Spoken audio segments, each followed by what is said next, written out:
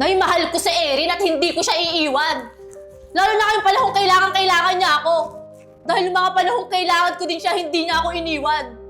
Nay, hindi mo alam kung ano pinagdaanan namin. Hindi mo alam kung ano yung sinakripisyo sa akin ng tao na yon. Kaya binabalik ko lang sa kanya lahat ng mga ginawa niya sa akin noon. Ay, ewan ko sa'yo. Ang bobo-bobo mo. Hindi naman kita pinalaki ng ganyan.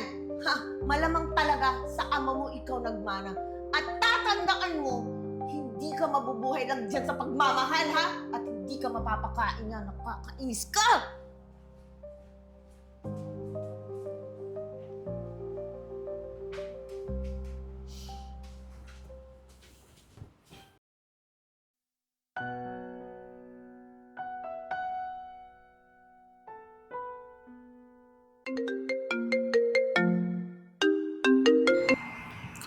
Hello? Eya, si Erin.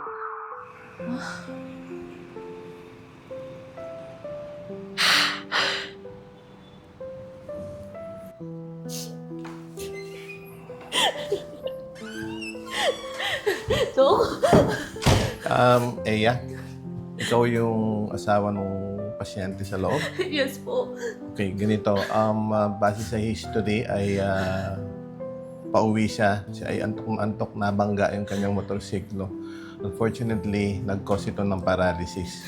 It could either be temporary or permanent. So, let's hope for the best na lang sa ating pasyente. Salamat po, Dok. Okay. Sige po. Ay, Eya. Na. Alam mo, masila kumukuha ng lakas si Erin, di ba? Huwag ka magpakita ng ganyan panghihina mo.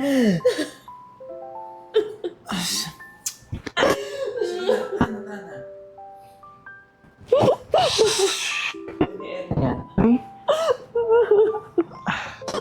Upo ka na.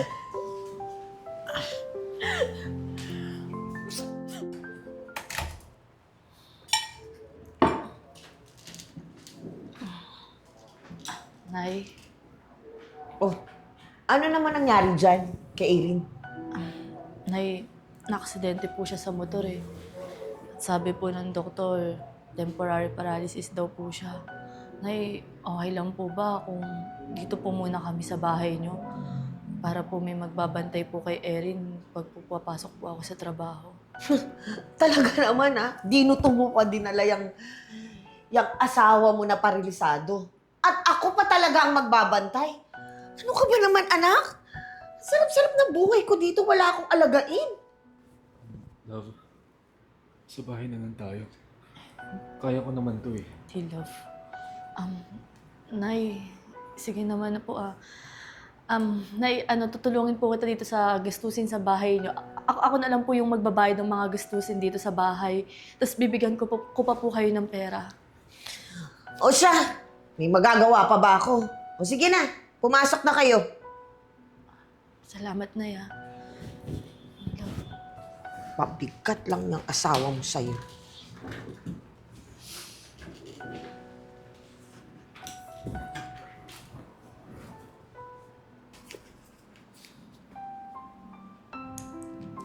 Mahal.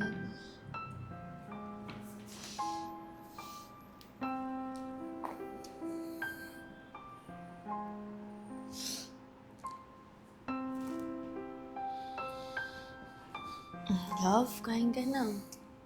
Love, kailangan mo pong kumain. Iinom ka pa ng gamot, please. Love, isa lang.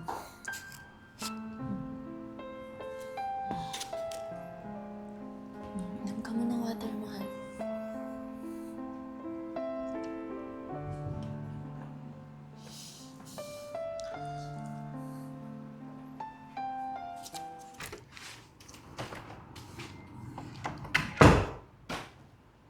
Ay, anak.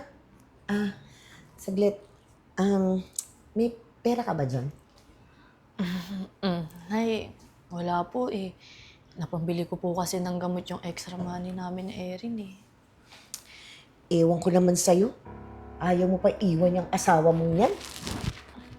Nay, naririnig mo ba yung sinasabi mo? Nay, asawa ko yun. Eh ano naman kung asawa mo? Eh wala naman silbi eh. Tingnan mo nga yung sarili mo.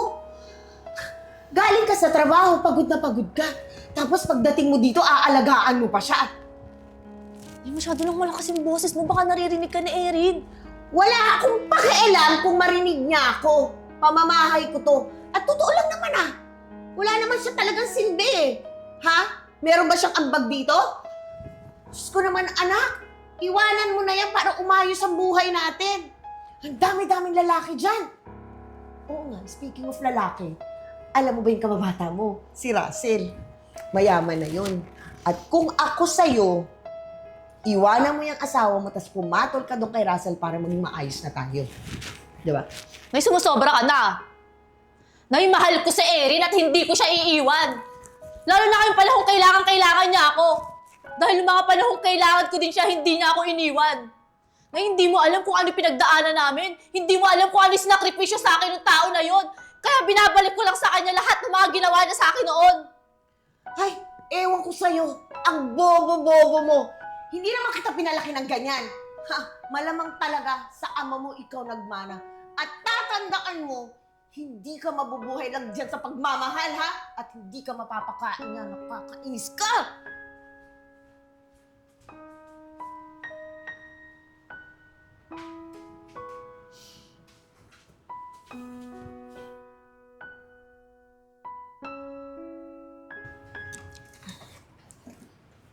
Love? Love, nandito na ako. Dala ko yung paborito mo. Saan yun? Nay, nasaan po si Erin? Bumalik ko! Anong malay mo eh, ikaw kasama niya dito sa bahay. O, di ba kakauwi ko lang? Galing ako kay Kumaring Shay at nakipagchismisan ako. Nay naman eh. Nay naman eh. Ako sa'yo. Love? Love, saan ka pupunta? Hayaan mo na ako. Malis ka na.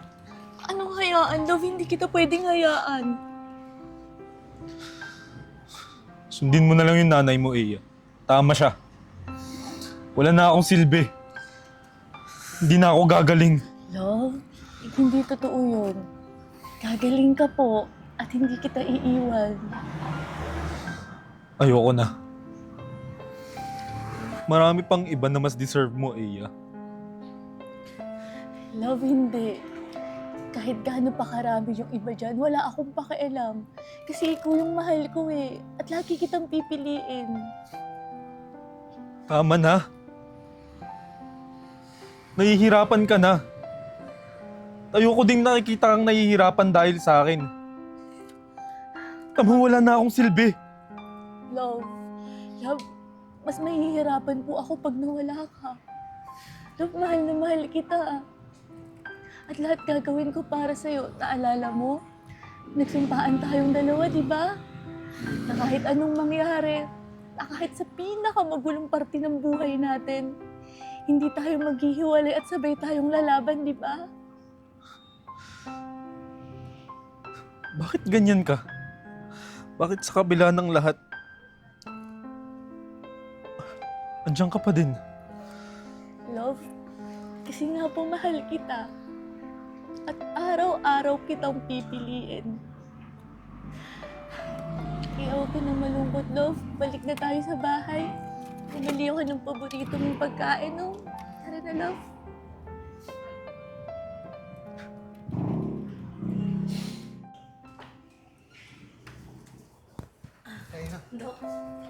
Oh, Eya. Si Erin. Congratulations. Magaling na siya. Thank you Okay. po, Dok. So, tama ka na kay Eya. Mag-ingat sa susunod sa pagdadrive ng motor, ha? Okay. po, Doc. Congratulations ulit, Eya. Sige, Thank you so much, Doc. Maraming salamat din sa inyo sa tiwala sa akin. Thank you. Thank you po, Dok. Okay. Bye. Oh, kayong dalawa. Congratulations. Baby boy nga pala yan. At baka gusto nyo mag-family planning. Pang-walo na yan. Ha? Sige.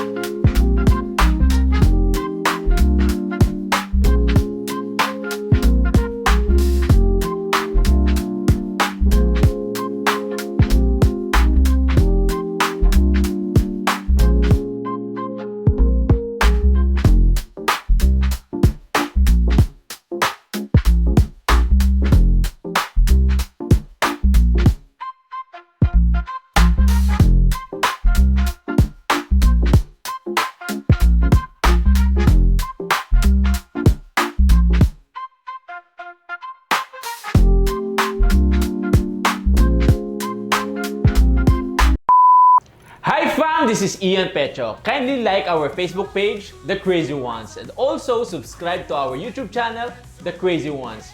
The Crazy Ones, life never gets old.